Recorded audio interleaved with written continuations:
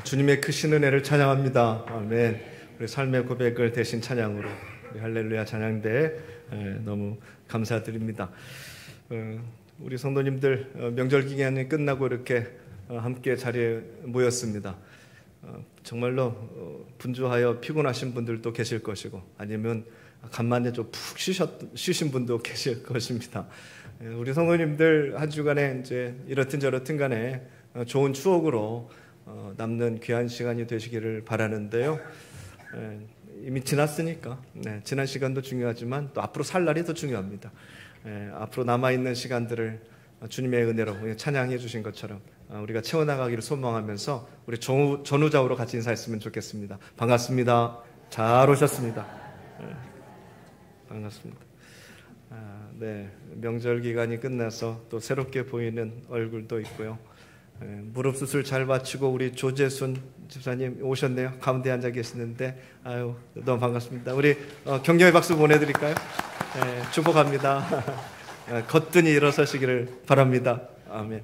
사람이 건강은 늘 똑같은 것 같다고 해도 이 마음이라는 것이 참 컨트롤하기가 쉽지 않습니다. 어떤 날은 막 푹 가라앉고 어떤 날은 이렇게 막 또 은혜 충만하고 그렇습니다. 왜 그럴까요? 왜 그럴까요? 우리가 죄인이기 때문에 늘 죄라는 그 어두운 영은 우리 곁에 있어가지고 아시잖아요. 가난해도 행복하고 부자여도 불행할 수 있는 게 우리 인생이잖아요. 건강해도 힘들게 살아가는 사람들이 있고 육신이 연약해도 정말 행복하게 살아가는 사람들이 있어요. 이 삶의 이 이치를 우리 성도님들은 어떻게 누리면서 살고 계시는지 모르겠습니다. 우리 사도 바울의 고백처럼 부한데도 처할 수 있고 비천한데도 처할 수 있는 게 꼭 물질이 아니에요. 삶의 어떠한 여건이라든 여건 속에서도 우리 하나님의 말씀 통해서 은혜 속에서 성령의 감동 속에서 늘 살아가시는 복된 주님의 자녀들 되시기를 축복합니다. 아멘, 아멘. 세상적인 성공이 다 성공이 아닙니다. 성도님들 살아가실 때 간혹 세상이 지옥 같을 때가 있으시죠? 그럴 때가 있으실 겁니다. 그럴 때는 보통은 우리 주변에 있는 모든 사람들이 그 믿었던 가족들마저도 친척들마저도 다 세상에서 주인 노릇하려고 할 때 세상은 내 주변은 다 지옥이 됩니다. 나를 위해서 조금 손톱만큼이라도 나를 위해서 헌신해주고 섬겨주려는 사람 하나도 없고 다들 주인 노릇만 하려고 하니까 힘들죠. 그래서 엄마를 사표 쓰는 사람도 있었어요. 나 엄마 사표 쓰겠다. 엄마 못하겠다. 그러는 거죠. 우리 성도님들 오늘 주신 말씀 잘 보시고 오늘 주신 말씀으로만 우리가 제목만 봐도 딱 다가오시잖아요. 그렇게 살려고만 작정하신다면 그렇게 세상을 섬기신다면 이 땅은 성도님들이 밟는 모든 공간은 다 천국이 될 줄 저는 믿습니다. 그리고 우리 성도님들은 모두 다 그 축복의 주인공들이 되실 줄 믿습니다. 아멘. 거기에 욕심내고 사시기를 바랍니다. 세상에 사람들이 쫓아가는 거 다 쫓아가지 마시고 하나님께서 가르쳐 주신 길이 있어요. 우리는 그 길 먼저. 그래서 늘 하나님께 칭찬받는 복된 종들이 되시기를 바라고요. 자, 오늘 말씀은 제목에도 그렇지만 오늘 말씀에 서로 종로로 돼서 좋을 게 뭐가 있어요? 박수 받고 인정받아도 부족할 판에 그런데 하나님의 비밀의 복된 말씀이 그 안에 들어 있습니다. 1982년 1월 추운 1월 달에 그때 조선일보에 이런 기사가 실렸습니다. 그 내용은 나면서부터 장애를 가진 사람들 그래서 이제 정상인으로 잘 배우고 습득하고 이렇게 나중에 장애가 된 사람들은 어떻게라도 잘 그래도 살아가는데 나면서부터 장애를 가진 사람들은 뭘 잘 배우지도 못하고 사회에 나오지도 못하고 그런 사람들을 이렇게 모아다가 기술을 가르쳐 주는 학원이 있었어요. 직업훈련소를 그렇게 운영하시는 분이 계셨는데 운영비가 모자라가지고 자신이 살고 있는 새방까지도 쫓겨나게 되는 상황이 되었다. 이렇게 좋은 일을 하면서 사시는 분이 이렇게 어려운 상황에 처하게 되었으니까 그 당시에 신문에 그렇게 나왔습니다. 다음날 신문에는 기가 막힌 사건이 올라왔는데요. 40대 주부 한 분이 수표 190만 원을 들고 그 신문사를 찾아가가지고 그 운영비가 없어가지고 공장 운영도 못하고 새빵살이 쫓겨나게 되시는 그분 이 돈 좀 갖다 주셔라 이렇게 부탁을 했습니다.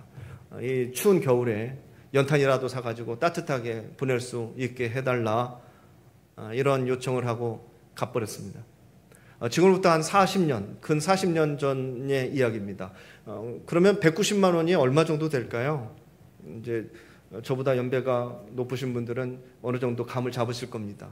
40년 전 190만 원 놓고 가신 바로 그분. 신문사에서 누구시냐고 그 어머니의 신분을 재차 물었는데도 몰라도 된다고 가르쳐주지 않고 대신 쪽지 하나를 신문사에 남겨놓고 갔어요.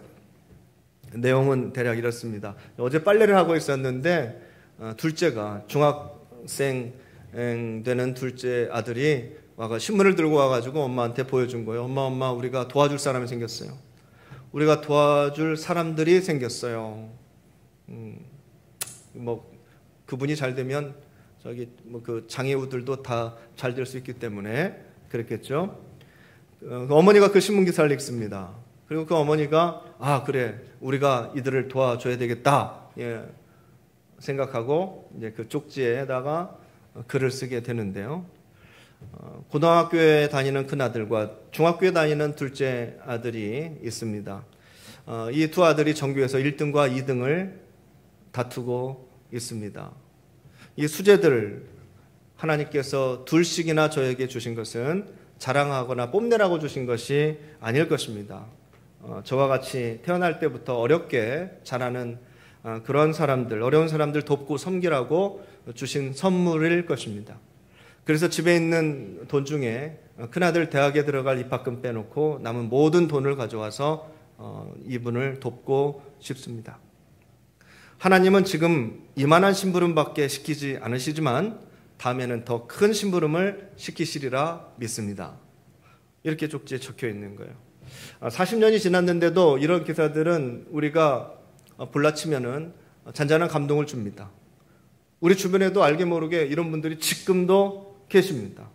그래서 뭐 뉴스에도 나오고 간혹 그러잖아요. 모르는 분들이 더 많을 거예요. 감사할 일입니다. 더 감동스러운 일은 그 40대 주부의 그 사랑의 손길이 1월 달에 있었잖아요. 그해 11월 달에 같은 신문에 이런 기사가 또 났어요. 고아원에 있는 아이들이 스웨터를 입고 예쁘게 사진을 찍었어요. 그리고 그 사진의 제목이 실렸는데 제목은 아줌마 고마워요입니다. 아줌마 고마워요. 내용을 살펴보니까 그해 1월 달에 190만 원 수표를 들고 왔던 그 부인이 1년 내내 손으로 짠 스웨터라고 하면서 고아원에 보내달라 이렇게 이제 부탁을 했던 것입니다. 그러면서 그때도 똑같이 쪽지를 잘 적어가지고 그 신문사에 주고 갔어요. 그 쪽지의 내용은 이렇습니다. 아이들이 즐겨 읽는 동화책 중에서 백조 왕자라는 동화책이 있습니다. 마녀의 저주를 받아가지고 왕이 백조가 되었는데 엘리사라고 하는 여동생 그 공주가 가시풀로 6년 동안 스웨터를 짜가지고 그 백조에게 던져주었더니 마법이 딱 풀려가지고 다시 왕자가 되었다는 이야기입니다. 그 백조의 왕자 이야기를 이제 하면서 그 쪽지는 이렇게 마무리가 됩니다.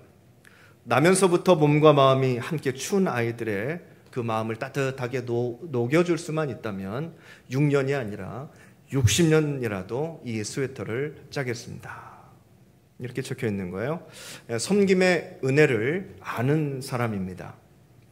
본인도 어려운 생활을 하고 있을 텐데 입학금 빼놓고 전부 다 모았는데 190만 원이라면 뭐 그렇게 큰 부자는 아니었을 텐데 어렸을 때부터 어려움을 알고 자란 분이라고 그렇게 고백을 하신 분인데 지금 자기보다 더 어려운 사람들을 찾고 또 도우면서 사랑과 섬김을 실천하는 분입니다. 분명히 본인은 하나님을 믿는 사람이라고 고백을 했습니다. 그리고 오늘 말씀, 특히 14절의 말씀을 이루어가는 사람입니다. 이웃 사랑하기를 자신의 몸처럼 그렇게 사랑하여 섬기는 그런 여인이었습니다. 오늘 말씀에 정말 두려운 것은요, 15절의 말씀입니다. 15절의 말씀을 보시면은 만일 서로 물고 먹으면 피차 멸망할까 조심하라 라는 말씀입니다. 훅 잊고 그냥 지나쳐버릴 말씀일 수 있지만 이 말씀이 우리 주변에서 이루어진다면 생각하기도 무섭습니다. 이 말씀을 세번역 성경으로 제가 바꿔서 읽어드리면 세번역 성경은 이렇게 번역이 되어 있습니다.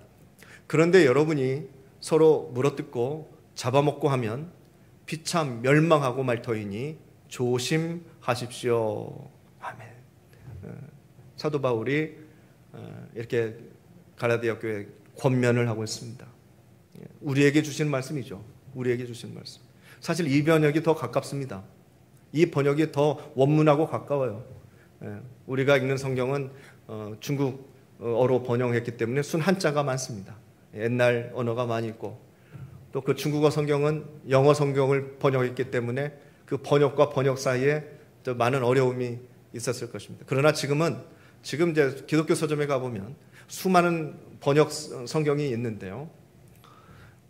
지금은 우리 아주 전 세계에서 탁월한 우리 신학 박사들이, 우리나라 신학 박사들이 그냥 히브리어, 헬라어 그 원어를 그냥 바로 해석을 해요. 바로 번역을 해가지고 더 정확하게, 더 그 당시의 상황에 맞게, 역사적으로 통하게 번역을 해서 요즘 우리 성경을 출판하고 있으니까 옛날 성경보다는 우리 성도님들은 요즘 나오는 성경을 보시면 더 사실에 근접할 수 있을 것입니다. 서로 물어뜯고 잡아먹고 하면 피차 멸망할 것이니까 조심하라고.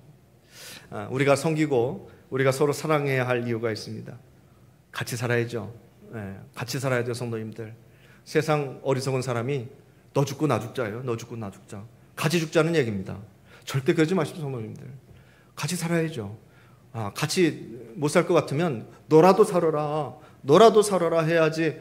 너 죽고 나 죽자 하면 그게 얼마나 멍청한 짓입니까? 오늘 말씀을요, 성도님들 반대로 보면은 또 똑같은 거 아니에요. 플러스 거꾸로 하면 마이너스고 마이너스 거꾸로 하면 플러스인데 오늘 말씀 거꾸로 보면은 우리가 만일 서로 돕고 우리가 피차 서로 잘 섬기면 하늘의 복을 받고 마음의 힘을 얻고 공동체가 일어나고 문제가 해결되고 하늘의 놀라운 축복이 우리 성도님들에게 임하는 그게 아주 놀라운 축복의 말씀이 될 줄 저는 믿습니다. 아멘. 그러니까 성도님들 이런 말씀 별로 안 좋은 말씀이네 그냥 훅 지나가지 마시고 거꾸로 생각하시면 돼요. 반대로 하면 복 받겠네. 반대로 하면 하나님 좋아하시겠네. 반대로 하면 멸망하는 게 아니라 반대로 하면 우리는 쫙 단합해서 막 성장하고 부흥하겠네. 이렇게 받아들이시면 돼요. 그럼 축복의 말씀이죠. 오늘 바울 사도는 하나님께서 우리에게 주신 자유를 육체의 기회로 삼지 말고 서로 사랑할 수 있는 기회로 삼으라. 이렇게 말씀을 시작합니다. 하나님께서 우리에게 자유의지를 주셨어요. 성도님들은 마음대로 선택하실 수 있습니다. 하나님께서 우리에게 주신 선물이에요. 마음대로 선택하세요, 성도님들. 그런데 오늘 말씀으로 놓고 보자면 하나님께서 마음대로 선악과도 따먹을 수 있고 사과 복숭아도 따먹을 수 있고 마음대로 할 수 있는 이 자유를 가지고 육체를 기쁘게 하시겠냐, 아니면 서로 사랑하는 공동체를 만들기 위해서 죽도록 하나님의 말씀에 충성하겠냐.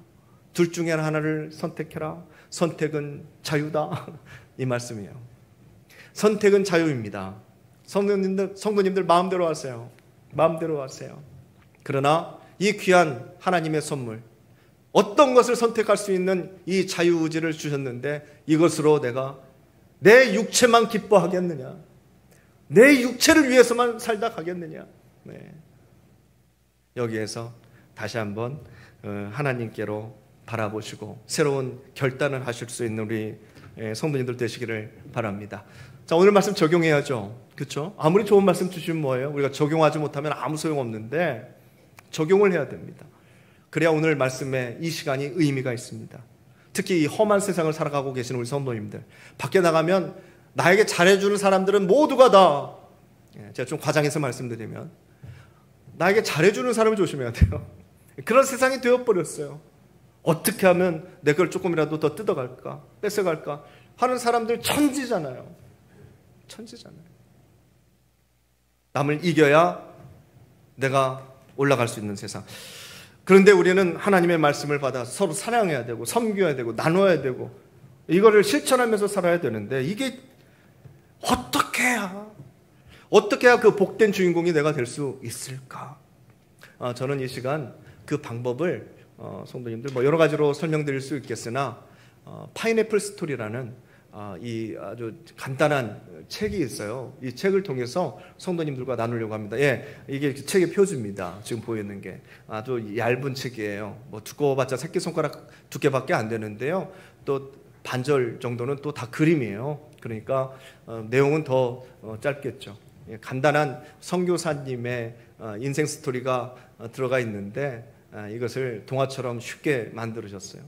할 수 있으면 제가 성도님들께 선물을 해드렸으면 참 좋겠는데 저에게도 참 귀하게 다가온 책이었습니다. 이 책을 우리 성도님들께 오늘 말씀의 적용, 실천을 생각하면서 제가 말씀을 준비했습니다. 소개를 해드릴게요. 이 이야기는 호주와 인도네시아 사이에 있는 뉴기니 들어보셨어요? 뉴기니라는 섬에서 7년에 걸쳐서 실제 일어났던 사실을 기록하였습니다. 한 선교사 부부가 밀림 깊은 곳에서 원주민을 위하여 사역을 하고 있었어요. 그런데 이 선교사는 파인애플 농장을 하고 싶었습니다. 개인적으로 그런 바람이 있었어요. 선교 그 지부에 요청해가지고 파인애플 100그루의 그 묘목을 얻어가지고 심었습니다. 혼자 다 할 수 없으니까 그 지역에 사는 원주민 한 명을 고용해가지고 품삯을 주기로 하고 고용해서 그 원주민에게 심게 하였습니다. 그리고 잘 관리해서 기르라고 했죠. 열매를 맺었는데 꼬박 3년 걸렸습니다. 자, 3년이 지나자 열매가 맺기 시작합니다. 성탄절이 될 즈음 먹을 만한 파인애플이 있나 하고 밭에 가봤습니다. 이거 가지고 먹을 수 있는 파인애플이 단 한 개도 없었습니다. 원주민들이 모두 다 훔쳐가 버렸어요.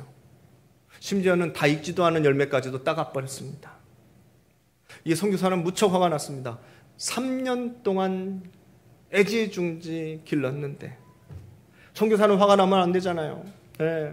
선교사는 화를 내면 안 되는데 화가 났습니다.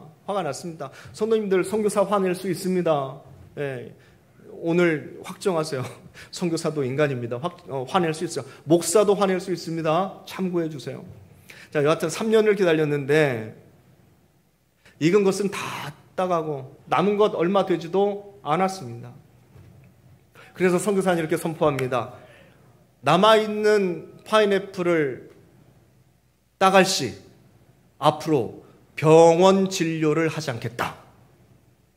아주 그 원주민들한테는 어마무시한 선포죠. 대형 병원은 아니고 그냥 약을 무료로 나눠주는 정도의 그러한 소박한 병원이었는데 거의 아내가 맡아서 일을 하고 있었어요. 그 원주민들에게는 꼭 필요한 우리야 건강하지만 그 원주민들 이상한 병에 걸리면 다 죽어가잖아요. 약 하나를 먹으면 살 수 있는데 그 약 없으면은 막 시름시름 앓다가 다 죽어가는데 그 병원 문을 닫겠다니까 정말 원주민들도 이제 불만이 많았습니다. 또 선교사님 입장에서는 늘 자기 믿고 결혼해줘가지고 여기 이 오지까지 따라와가지고 선교한답시고 매일매일 녹초가 된 자기 아내에게 달콤한 파인애플 그거 하나 먹여주고 싶어가지고 이렇게 막 3년을 기다렸는데 익어가는 파인애플 족족 원주민들이 다 훔쳐가 버리니까 도둑 맞으니까 이거 막 화가 나는 거예요. 결국 병원 문을 닫아버렸습니다. 폐렴에 걸려가지고 온 열이 펄펄 난 환자에게도 약을 주지 않았습니다. 파인애플을 훔쳐갔으니까 줄 수 없다. 절대 줄 수 없다. 그 원주민은 내가 훔치지 않았다. 나는 안 훔쳤어요. 그러니까 나는 약을 주세요. 하면서 그 앞에서 콜록콜록 기침을 해댑니다. 어떻게 해야 될까요? 선교사인데 어쩔 수 없이 파인애플 때문에 사람 죽일 수는 없으니까 어쩔 수 없이 다시 병원 문을 열었습니다. 병원 문을 여니까 파인애플이 또 사라지기 시작합니다. 이 파렴치한 사람들 같아서 이제는 화가 아니라 이제는 욕이 나왔습니다. 욕이 나왔어요. 나중에 한 것인데요. 그 파인애플을 훔쳐가는 주범 중에 한 명이 누구였냐면은 그 파인애플을 심어준 원주민이었어요. 원주민. 품삯을 다 줬는데도 불러다가 이유를 듣습니다. 그러니까 뭐라고 하냐면 그 파인애플은 내가 심었으니까 내가 먹는 것이 당연하다라고 얘기를 합니다. 내가 심었으니까 내가 먹어도 된다. 이곳의 법칙이 그렇다. 이곳의 법칙이 그렇다. 품삯을 따로 주지 않았느냐? 그래도 이해를 하지 못합니다. 그래서 이 선교사는 파인애플 밭을 나눕니다. 반절 나눠가지고 이만큼은 네 거 해라. 이만큼은 내 거니까 건들지 말아라. 그러면 해결될 줄 알았죠? 아니요. 그래도 파인애플은 도둑 맞았습니다. 선교사는 이 파인애플을 모두 포기합니다. 모두 포기했어요. 당신 심었다고 하니 당신 거라고 우기니까 다 가져가라고. 다 당신에게 주겠다고. 그리고 나는 다시 심겠다. 다시 심을 거다. 그냥 싹 가져가라. 여기 있는 모든 파인애플을 옮겨가라. 그러니까 뭐라고 하냐면 이거 다 옮기는데 품삯을 달라. 그럽니다. 자기한테 준 건데도 불구하고 품삯을 달라. 이 선교사는 더 이상 참을 수가 없었습니다. 파인애플 나무를 모두 다 뽑아버리기 시작했습니다. 멀쩡한 나무를 다 뽑아가지고 쓰레기 더미에 다 버려버렸습니다. 그리고 새로운 묘목을 사왔어요. 그리고 이번에는 다른 사람과 아주 정식으로 정확하게 구체적으로 계약을 합니다. 품삯을 주겠다.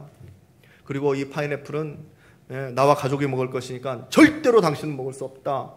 이렇게 하면서 계약을 하니까 원주민들이 뭐라고 하겠어요? 반대합니다. 그럴 수 없다. 우리가 심었으면 우리도 먹어야 된다. 말이 통하지 않습니다. 말이 통하지 않으니까 이제 회유합니다. 이 선교사가. 만약 당신들이 이 계약에 동의하면은 이 멋진 칼을 내가 주겠다. 거의 구경도 쉽게 할 수 없는 아주 멋진 칼을 흥정하는 상품으로 내놓습니다. 그러니까 그 칼을 보던 원주민이 동의합니다. 그럼 내가 하겠다.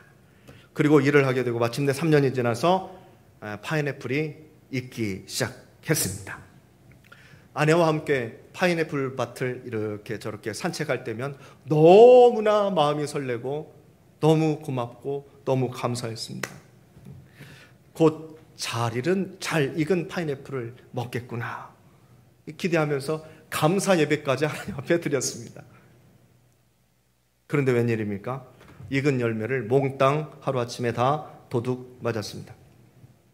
화가 난 선교사는 이번에 상점 문을 닫아버렸어요. 상점이라고 해봤자 큰 거야 아니고 소금 팔고 꼭 필요한 거 성냥 팔고 그 사람들 낚시해야 되니까 낚싯바늘 같은 거 못 만들잖아요. 이런 거 싸고 중요한 거 이런 것들을 파는 상점이었어요.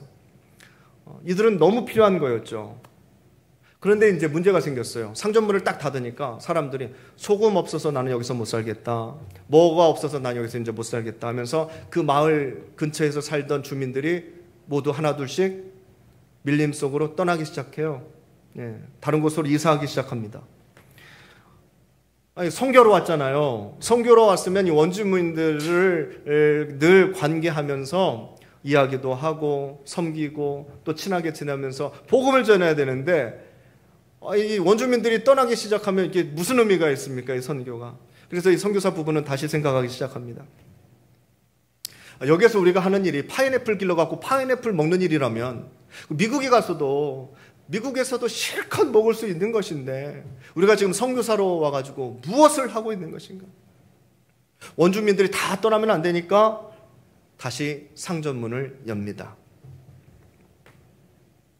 그래도 파인애플은 먹고 싶어서 이번에는 상점문을 여는 동시에 독일산 아주 독일에서 그 아주 싸나운 세퍼트 개를 풀어놨어요.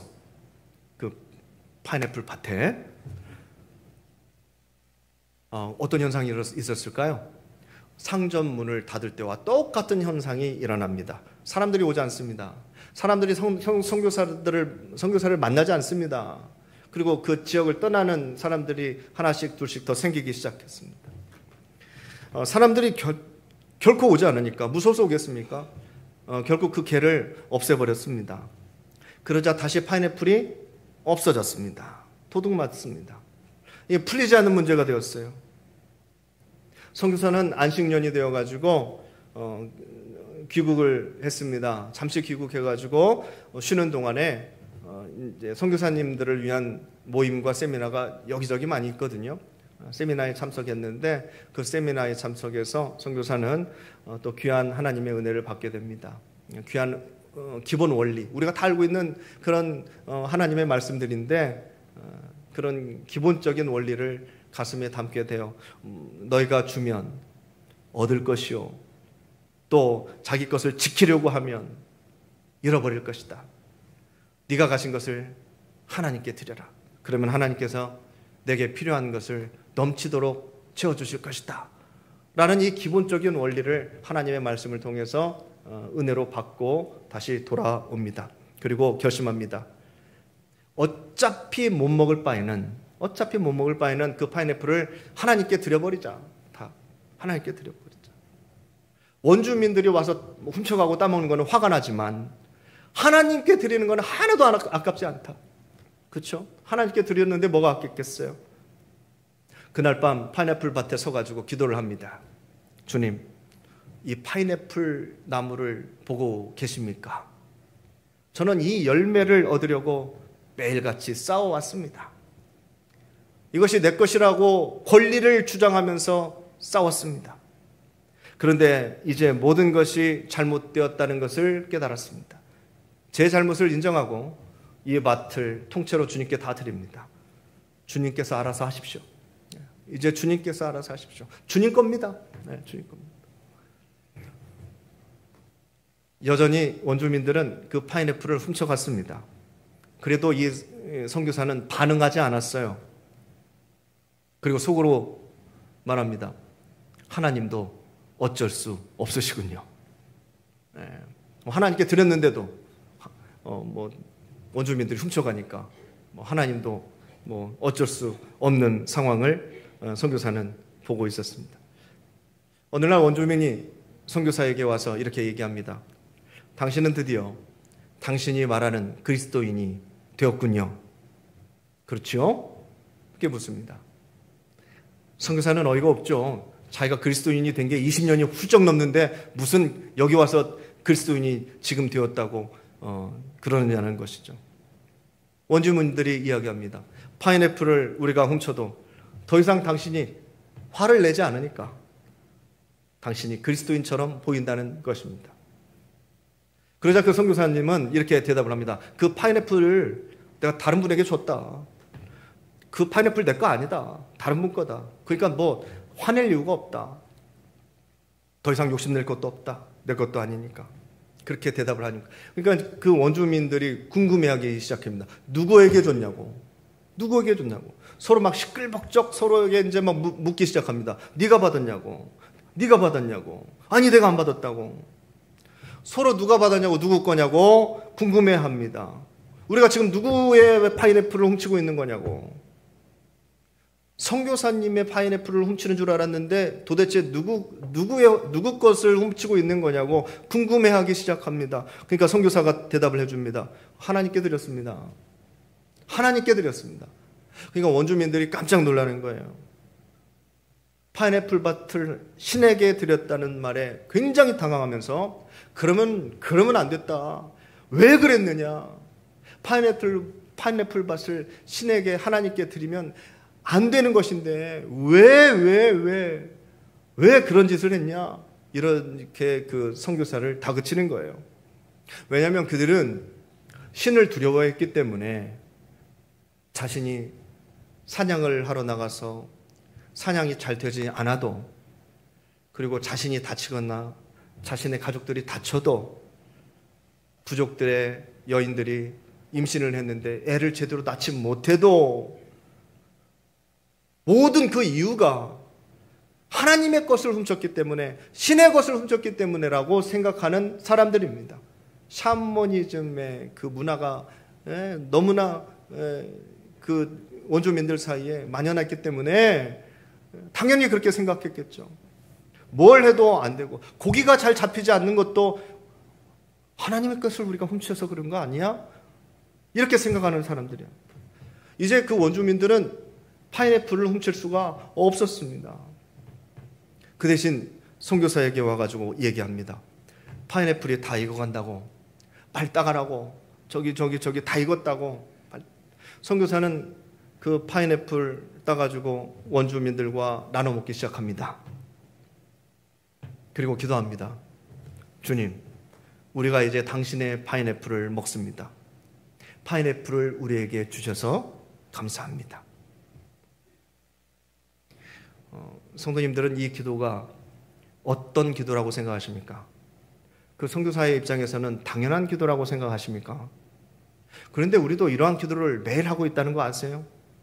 특별히 아침, 점심, 저녁 밥 먹기 전에 우리들 기도합니다. 이 모든 게 하나님의 것인 줄 알고 있고요, 우리도 거기에 대한 감사 기도를 하고 먹습니다. 그러나 이 선교사의 마음과 늘 하는 기도 우리도 하고 있지만 우리의 마음과 같을까요? 하나님의 것이 파인애플 뿐이겠습니까? 세상의 온 만물과 우리의 생명까지도 다 하나님의 것인데, 이 선교사는 7년이 넘는 그 내적인 싸움, 원주민들과의 싸움, 그것을 통해서 원래 하나님 것이었지만 하나님께 드리고, 결국 자신이 먹게 되는 이 상황 속에서 하나님 주셔서 감사합니다. 고백합니다. 하나님 주셔서 감사합니다. 파인애플 먹게 해주셔서 감사합니다. 자신들이 심고 자신들이 기르고 자신들이 거두어 따서 먹는 것이지만, 이 과정을 우리 성도님들 다 들어서 아시겠죠? 하나님 감사합니다라는 고백이 나와요. 우리가 이 세상에서 누리는 이 모든 것들도 마찬가지입니다. 내가 열심히 벌어서 피땀 흘려서 여기까지 올라가고 이렇게 벌고 이렇게 채워가면서 살아갔던 성도님들의 인생이 사실은 알고 보면 다 하나님께 감사해야 할 조건입니다. 하나님께 안 드려서요? 아니면 하나님께 드려서요? 아니요. 원래 다 하나님 거였어요. 그걸 모르니까 우리는 형식적인 감사만 할 뿐입니다. 파인애플을 심으면서 이 원주민들은 선교사의 말을 듣고 선교사의 행동을 보았습니다. 선교사님의 말과 행동이 일치하지 않았죠. 근데 선교사님이 변하기 시작하자 이들도 같이 변했습니다. 곧 많은 원주민들이 예수 그리스도를 믿기로 결심합니다. 이제는 품삯도 받지 않고 선교사의 모든 일들을 도와줍니다. 그제 비로소 선교사님은 깨닫습니다. 하나님께서는 모두 자신에게 드리기를 바라셨고, 그 다음에는 원주민들과 함께 나누기를 바라셨구나. 그래야 원주민들이 내 선한 행실을 보고 하늘에 계신 내 하나님께 영광을 돌릴 수 있기 때문입니다. 사랑하는 성도님들, 이야기는 여기서 끝이 납니다. 선교사가 그렇게 애지중지했던 것이 파인애플이었습니다. 그렇게 먹고 싶었습니다. 우리에게는 그런 파인애플이 없을까요?